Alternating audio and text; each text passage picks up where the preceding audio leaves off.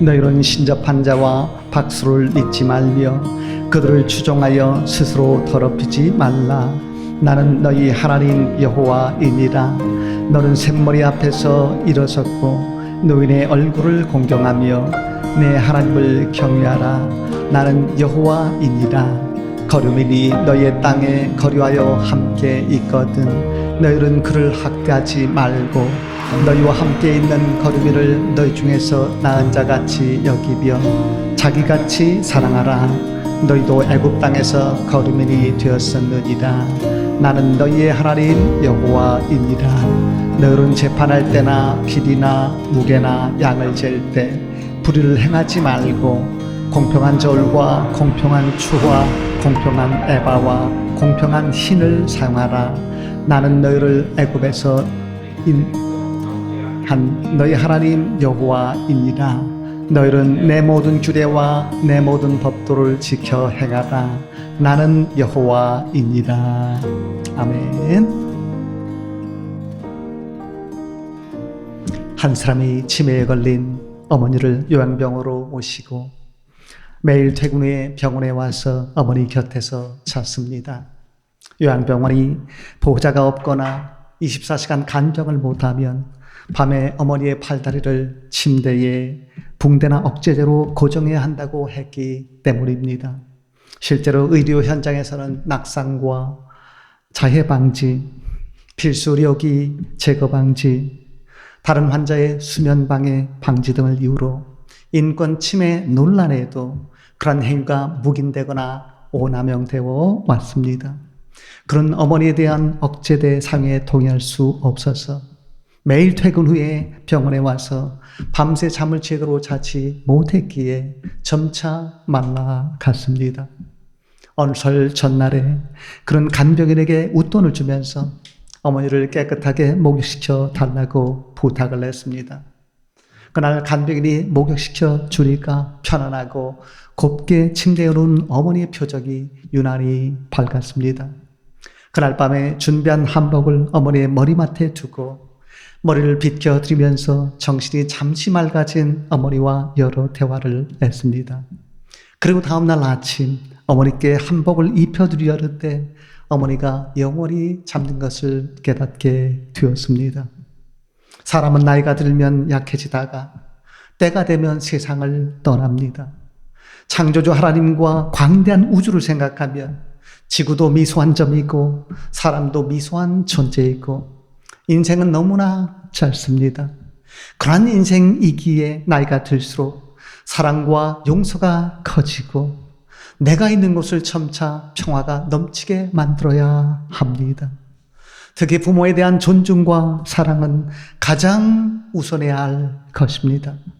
부모의 자녀 사랑도 고귀한 것이지만 자녀의 부모 사랑은 더욱 고귀한 것입니다. 부모 사랑은 사람 사랑의 최고봉이고 이웃 사랑의 서막입니다. 사람은 부모에 대한 사랑 훈련을 하면서 사람을 더 사랑하게 됐고 세상을 더 사랑으로 품게 됩니다. 지금 우리나라는 많은 분야에서 세계의 표준이 될 정도로 문화 강국이 되었습니다. 두 가지 때문이었습니다.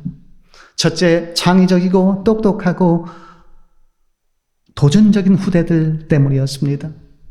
그리고 두 번째는 폐허에서 후대들의 기반이 되려고 많은 면에서 희생했던 부모 세대들 때문이었습니다.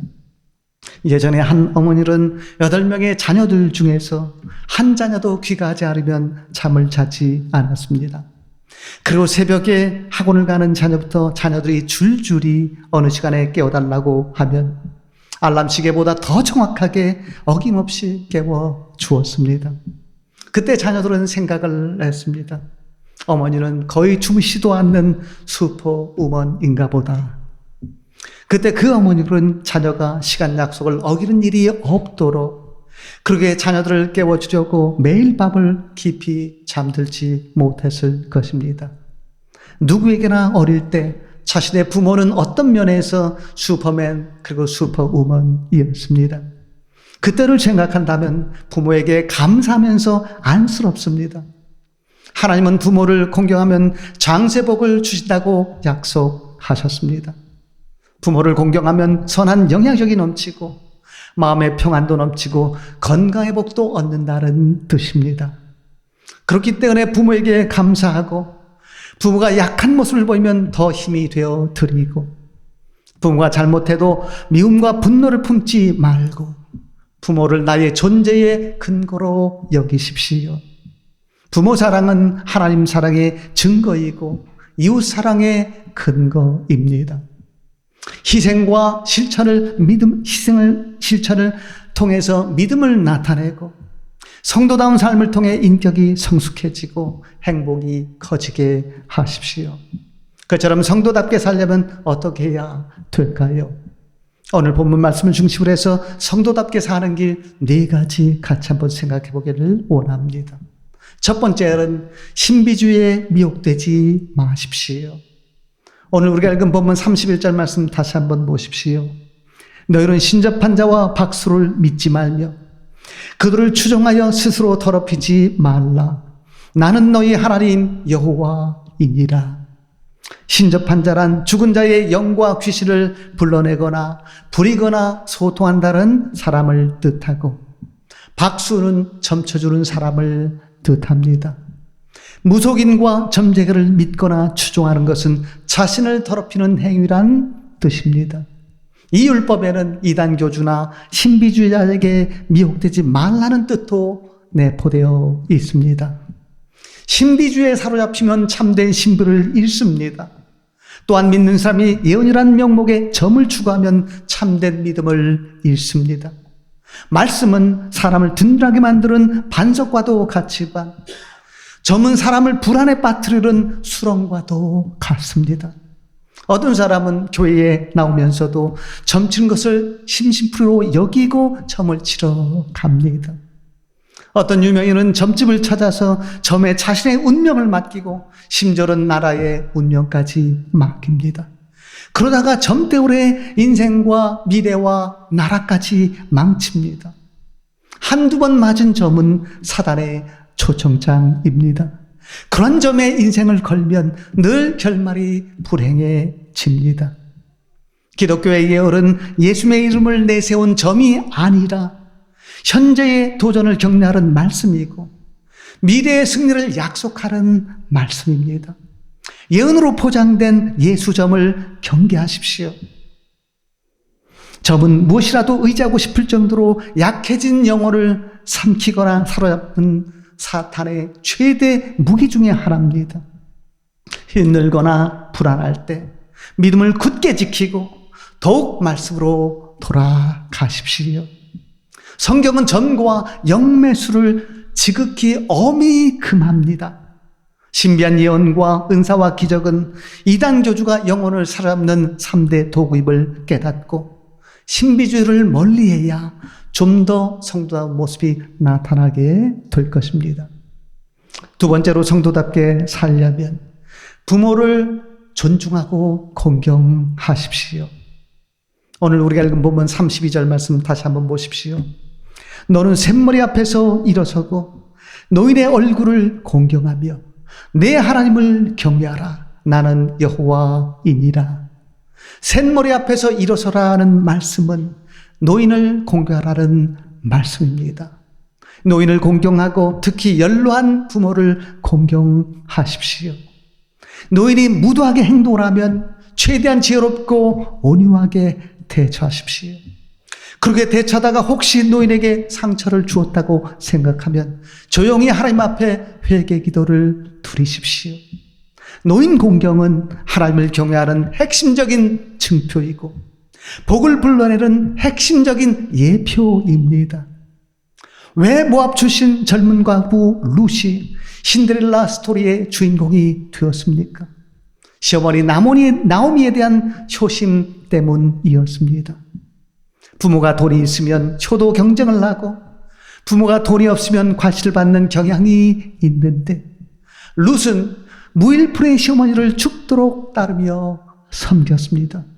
결국 룻은 베들레헴의 유지 보아스와 재혼하고 다윗의 왕의 중조모가 되고 예수님의 선조가 되었습니다. 하나님은 부모 공경을 하나님 공경으로 여기고 복을 내려 주십니다. 10계명에서 인간과 관련된 계명이 5번째 계명부터 시작이 되는데 그 중에 첫 번째 계명이 제5계명인 부모를 공경하라는 계명입니다. 인간관계에서 가장 중요한 것이 효도란 뜻입니다. 결국 사람이 가장 잘해야 할 일은 효도입니다. 아무리 현재 삶이 어렵고 힘들고 부모로부터 큰 상처를 받았어도 부모의 은혜를 잊지 마십시오. 진짜 큰 부모의 은혜는 대개 감춰져 있습니다. 때로 부모의 생각이 내 생각과 달라도 일단 존중하십시오.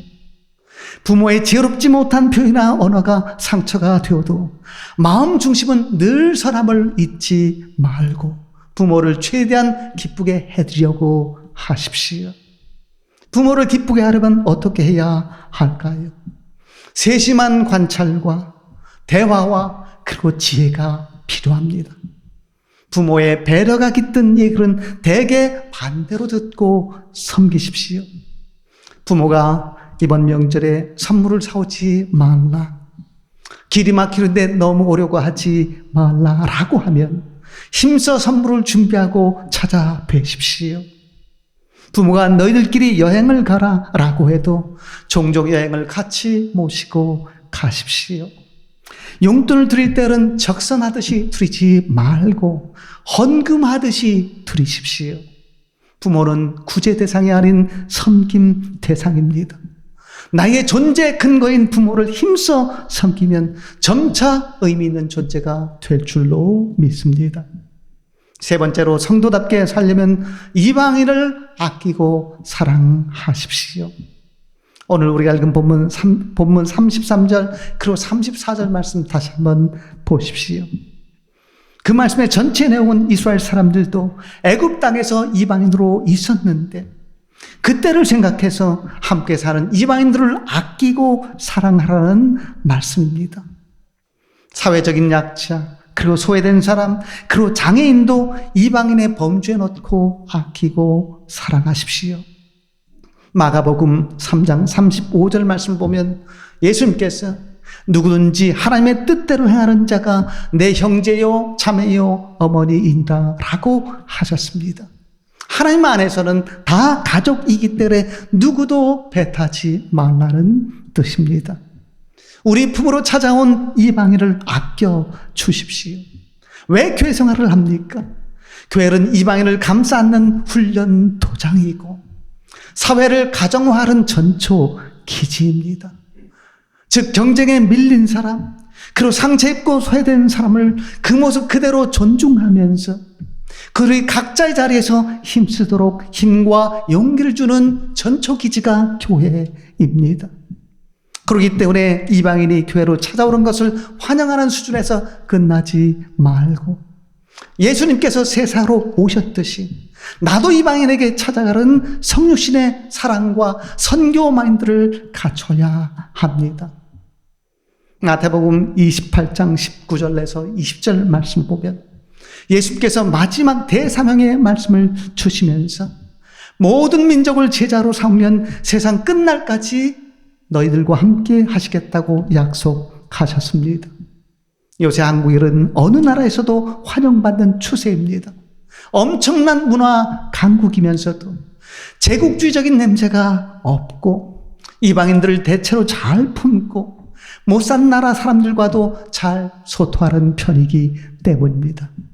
그러한 좋은 민족성을 앞세워서 선교하는 마음을 가지고 이방인들과 동행해 준다면 하나님께서 동행해 주시는 은혜가 넘치게 될 것입니다. 네 번째로 성도답게 살려면 정의와 공평을 앞세우십시오. 오늘 우리가 읽은 본문 35절 그리고 36절 말씀 다시 한번 보십시오. 이 말씀은 재판할 때나 상거래를 할 때 불의와 불법을 버리고 정의와 공평을 앞세워 살라는 말씀입니다. 재판과 상거래에서 불의와 불법을 행하면 힘이 없고 빽이 없는 사람들은 그리고 약자들은 더 큰 손해와 피해를 입고 그러한 현실에 절망을 합니다. 최근에는 부동산 가격 급등으로 일의 의욕을 잃은 사람이 많다고 합니다. 열심히 일하면 점차 한 단계씩 올라야 되는데 오히려 한 단계씩 떨어지는 뒤처지는 느낌을 받으니까 절망은 것입니다. 그럼에도 불구하고 꿈과 희망을 잃지 말아야 합니다. 노벨상 수상작가 케르테스 임네의 소설 운명에서 주인공인 14세의 죄르지에 의하면 아우슈비츠 수용소에서 수감자는 주로 3가지 선택을 했습니다. 첫 번째는 자살을 선택했습니다. 많은 사람들이 수용소의 고통을 견디지 못하고 스스로 삶을 포기하거나 수용소에서 그저 죽기만을 바랐습니다. 그러나 죄르지는 수용소의 고통을 살아내야 할 일상으로 받아들이고 어떻게든 살아나서 집으로 돌아가겠다는 의지를 가졌습니다. 그래서 극심한 죽음의 공포와 신체적인 고통에도 자살을 생각하기보다 살자고 다짐하면서 살아남는 것을 목표로 삼고 고통을 견뎌냈습니다. 두 번째로는 탈출을 선택했습니다. 그러나 탈출은 용납되지 않는 범주로서 탈출을 시도하다가 붙잡히면 재판도 없이 다른 수감자들이 보는 앞에서 번복으로 교수형에 처해졌고, 그때 랍비가 유대인의 추모기도인 가디시를 암송을 했습니다. 때로는 붙잡히자마자 바로 가스실로 보내져 죽고 소각장에서 불태워졌습니다. 그처럼 수용소 탈출은 거의 불가능했기 때문에 죄르지는 수용소 시스템 안에서 하루하루를 견뎌내는 삶을 일종의 탈출로 인식을 했습니다. 세 번째로는 상상을 선택했습니다. 수용자들에게도 상상할 자유는 있었습니다. 죄르지는 자신의 끔찍한 고통을 운명과 현실로 받아들이고 그러한 운명과 현실을 이겨낼 방법으로 상상의 힘을 활용했습니다. 그런 끔찍한 현실을 바라보기보다 더 나은 세상과 미래를 상상하면서 비인간적인 환경에서도 생존과 행복 의지를 잃지 않도록 자신의 영혼을 지키고 정신을 지켰습니다. 결국 죄르지는 수용소에서 살아남아서 종전 후에 헝가리로 돌아올 수 있었습니다. 거룩한 상상은 힘든 현실을 이겨내게 만듭니다. 예수님께서 이 땅에 와서 하신 가장 위대한 일 중 하나는 천국 복음을 가지고 천국을 상상하게 한 일이었습니다. 천국은 어떤 곳일까요? 정의와 공평이 완벽하게 실현되는 곳입니다. 정의와 공평이 넘치는 세상을 상상하면서 그런 세상 건설에 일조하는 꿈과 희망을 가지십시오. 꿈과 희망은 약한 것 같지만 강한 것이고, 상상력은 아무런 힘이 없는 것 같지만 큰 힘이 있습니다. 공평과 정의에 대한 꿈과 희망과 상상을 가진 사람이 결국 새로운 세상을 만들고, 하나님은 정의와 공평이 결국 승리하게 하실 것입니다. 내가 공평과 정의 하나님을 믿고 정의와 공평을 앞세워 산다면 결코 좌절할 필요가 없습니다. 믿음을 복의 수다로 얻는, 복을 얻는 수다로 삼지만 않는다면 조만간 인생 역전의 역사가 반드시 나타날 것입니다. 복보다 하나님을 추구하십시오. 하나님을 진심으로 추구하면 불의와 불공평과 기복주의로 복을 추구하지 않는 사람이 될 것입니다. 복을 추구할 때 사로 삼지 않고 하나님을 추구하는 삶의 부산물로 여기는 사람에게 하나님은 반드시 하나님의 살아계심을 보여주실 것입니다. 오늘 우리가 읽은 본문 마지막 37절 말씀 다시 한번 보십시오. 너희는 내 규례와 내 모든 법도를 지켜 행하라. 나는 여호와이니라. 하나님의 말씀대로 행하면 여호와가 하나님이심과 하나님의 살아계심을 반드시 보여주실 것이라는 강한 암시가 깃든 말씀입니다. 하나님은 말씀대로 행하는 믿음을 원하십니다. 행함이 없는 믿음은 죽은 믿음입니다. 1988년도 서울올림픽 요트 경기에서 싱가포르 선수의 요트가 전복이 되었습니다.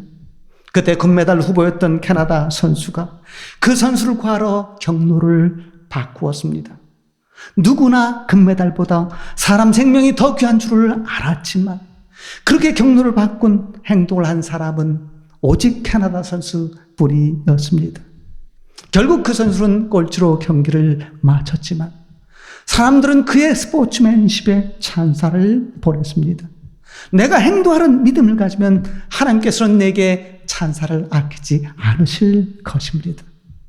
어느 날 하나님께서 한 목사에게 그의 우선적인 기도 제목이 무엇인지 물으셨습니다.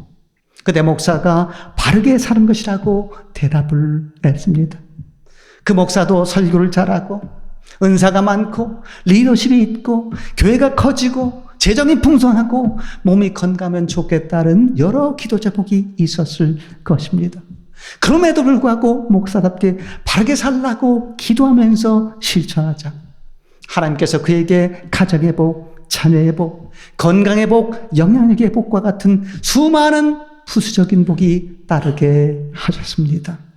성경과 교회 역사에서 복받은 사람은 하나같이 행동하는 믿음을 가진 사람이었습니다. 복은 그저 앉아서 기다리는 사람의 것이 아니고 말씀을 붙들고 묵묵히 행한 사람의 것입니다. 말이 아닌 행동으로 믿음을 나타내고 증명하십시오. 룻이 계산적인 믿음을 버리고 무일푼의 나오미를 따랐듯이 순수하게 하나님을 섬기고 교회를 섬기면서 행동하는 믿음을 가지고 내가 할 수 있는 일에 최선을 다하면 하나님께서는 내가 할 수 없는 일까지 맡아주셔서 가장 복된 역사가 나타나게 하실 것입니다. 늘 행동하는 믿음으로 최종적으로 승리하는 복된 심령들 다 될 수 있기를 진심으로 축원을 드립니다. 기도하겠습니다. 거룩하신 하나님 아버지 감사합니다. 오늘도 성도답게 살려면 어떻게 해야 하는지 다시 한번 말씀으로 깨우쳐 주셨사오니 감사합니다. 오늘도 주신 말씀처럼 신비주의에 미혹되지 말고 부모를 존중하고 공경하며 이방인을 아끼고 사랑하고 공평과 정의를 존중함으로써 최종 승리를 얻어 누리는 저희들 되게 하여 주옵소서. 오늘도 변함없이 저희 교회를 위해서 간절히 기도합니다. 저희 교회에 행동하는 믿음을 가진 인물 성도가 많이 일어나게 하시고 하나님이 기뻐하시는 믿음으로 당대와 후대와 3대까지 축복받고 그 축복을 잘 활용해서 영혼구원과 영혼변화와 세계 선교와 월세계 말씀 사역을 위해서 크게 쓰임받는 저희들 되게 하여 주옵소서. 이루어 주신 줄 믿고 감사하며 예수님 이름으로 기도드리옵나이다. 아멘.